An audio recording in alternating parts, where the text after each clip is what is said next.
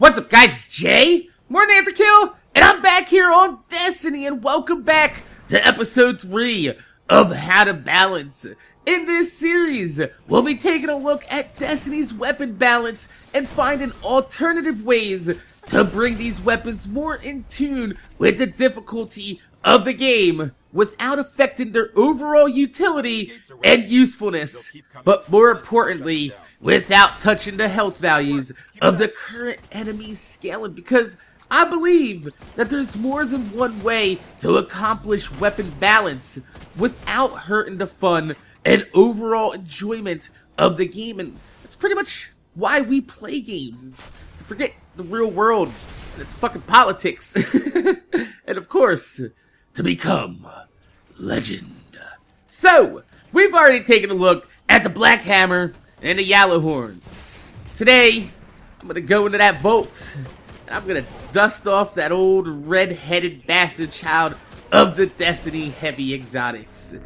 You all know what the fuck I'm talking about, right? The Dragon's Breath!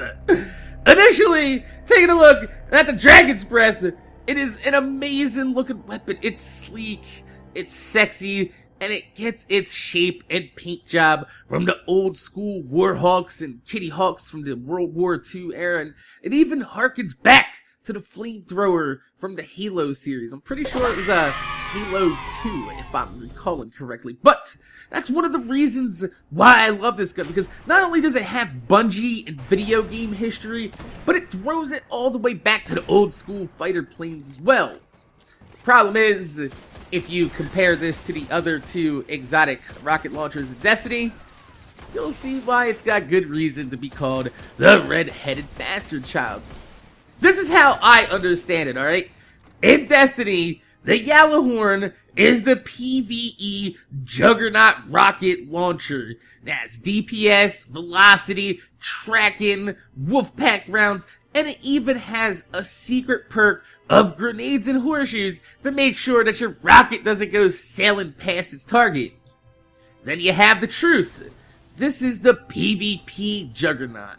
The Truth's velocity tracks so hard that it's basically a javelin missile. And you can use it like a javelin missile to make sure that nothing gets in your line of sight when you're firing at an enemy. It tracks even harder in PvP. I've actually seen clips, you can go look it up on YouTube, of people shooting Truths straight past people, and it goes straight up, turns around, and comes back down on people's head. I'm not even lying.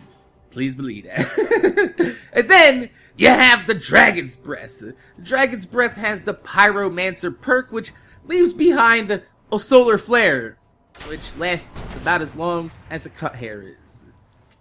Then you have two perks to bring up the Dragon's Breath velocity, and it's still behind the Yellow Horn and the Truth's velocity. So where does that leave the Dragon's Breath as the odd man out? How do you make this rocket launcher useful without overshadowing the fact that the Yellow Horn is the PvE juggernaut and the Truth is more about finesse and long-range encounters and PvP fucking domination? Where do you put the Dragon's Breath? Well, this is where utility comes into play. So the Yellow Horn does the most damage. It's Michael Jordan, baby. Everybody wants to be like Mike. But remember, there ain't nothing wrong with being Scottie Pippen either. The best way I see to make the Dragon's Breath useful without overshadowing or surpassing both the other exotic rocket launchers is to play to its strengths. The Pyromancer Solar Flare is weak. It's garbage as it sits right now. But it's obvious that Bungie designed this weapon to be a team player's weapon, sacrificing overall DPS for crowd control. This is where the Dragon's Breath's strength lies. The problem is that the Solar Flare doesn't last long enough and enemies completely just walk away from it. So as of right now, it disperses the crowd instead of controlling it. So my solution is simple.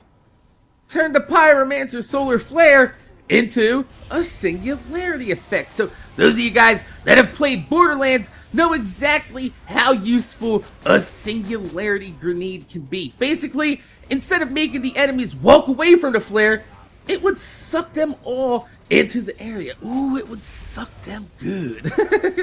And it would suck them right into the flare. And this would make the weapon so much more effective for grouping up enemies, and then you let a Warlock or a Titan come on by and slam dunk the shit out of them and spawn you a ton of orbs for all your players on your team. Or if you got players on your team that don't have tracking on the rocket launchers, it would lessen the need for those types of launchers so you can group up the enemies and just BOW! Your buddy with his Mountaineer with no velocity, but that blast radius is a motherfucker. Yeah, now he can actually use his Admonisher and ass rape the shit out of everything with that blast radius. The possibilities are there, the utility is there, and once again, we didn't touch the damage of the weapon, but we damn sure made it fucking useful. So, my name is Jay. MorninAfterKill. I want to thank you guys for watching. Make sure you guys rate, comment, subscribe. If you could leave a thumbs up on the video, I'd highly appreciate it because it gives me motivation to make more videos for you motherfuckers that watch my motherfucking videos. Tell me in the comment section down below, do you like this idea? Would you turn the Pyromancer Solar Flare into a singularity effect? It would suck up and group up all the enemies and, you know, make it just a little bit easier to control the crowd and be a team player. Also, don't forget to put in the comment section down below what weapon that we should tackle next. And if you have any ideas on how to buff or nerf it, you know, go ahead. Feel free.